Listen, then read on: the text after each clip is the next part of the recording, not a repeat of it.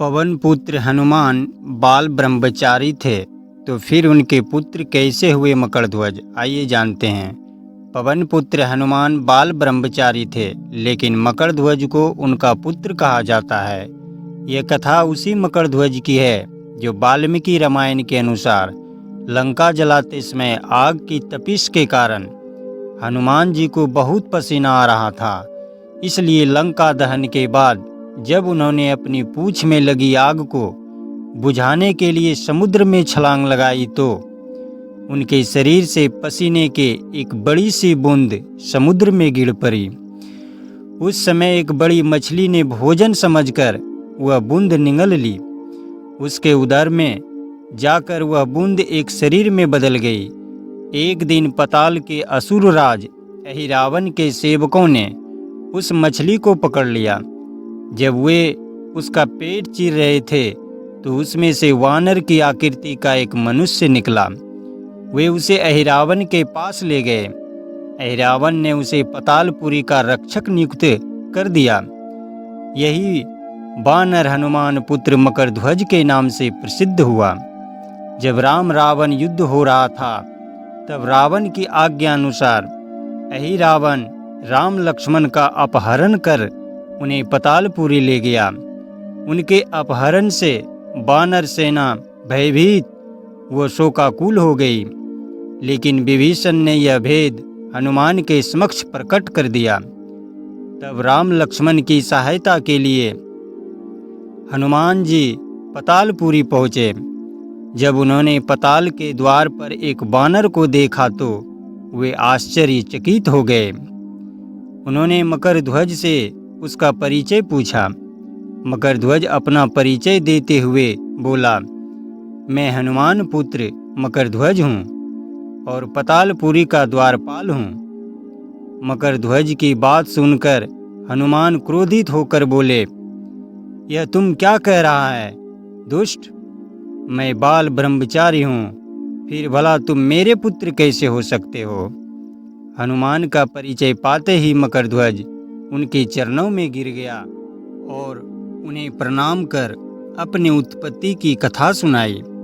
हनुमान जी ने भी मान लिया कि वह उनका ही पुत्र है, लेकिन यह कहकर कि वे अभी अपने श्री राम और लक्ष्मण को लेने आए हैं। जैसे ही द्वार की ओर बढ़े, वैसे ही मकरध्वज उनका मार्ग रोकते हुए बोला, पिताश्री, यह सत्य है कि मैं आपका पुत्र हूँ, लेकिन अभी मैं अपने स्वामी की सेवा में हूँ, इसलिए आप अंदर नहीं जा सकते।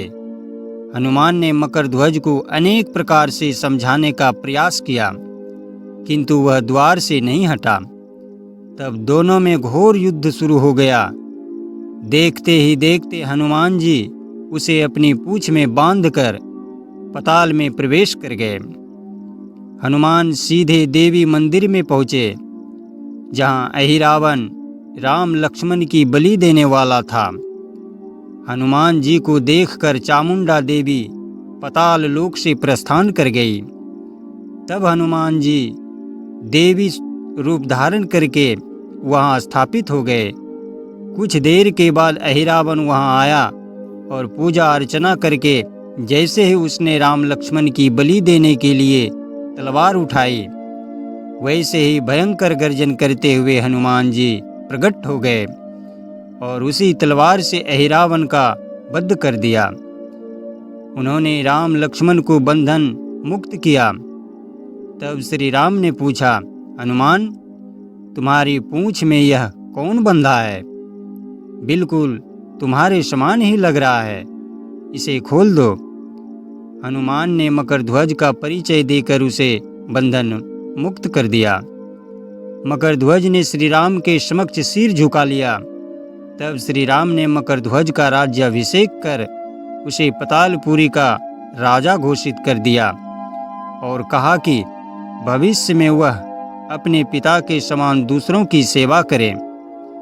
यह सुनकर मकरध्वज ने तीनों को प्रणाम किया। तीनों उसे आशीर्वाद देकर वहां से प्रस्थान कर गए। इस प्रकार मकरध्वज हनुमान पुत्र कहलाए। तो दोस्तों, यह कहानी कैसा लगा कमेंट बॉक्स में ज़रूर कमेंट कीजिए। और जो अभी तक चैनल को सब्सक्राइब नहीं किए हैं, प्लीज़ सब्सक्राइब कर लीजिए। मिलते हैं अगले वीडियो के साथ। तब तक के लिए सभी को दिल से राधे राधे। धन्यवाद। जय जय श्री राम। जय जय श्री राम।